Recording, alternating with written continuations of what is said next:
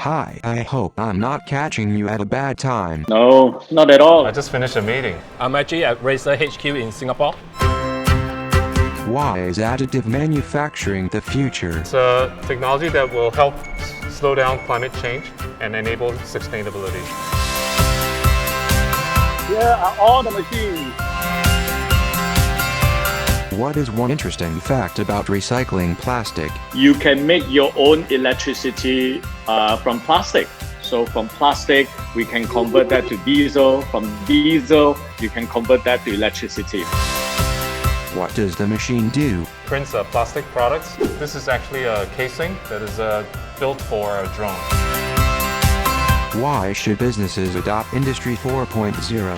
I think Industry 4.0 helps to generate a lot of data such as traceability,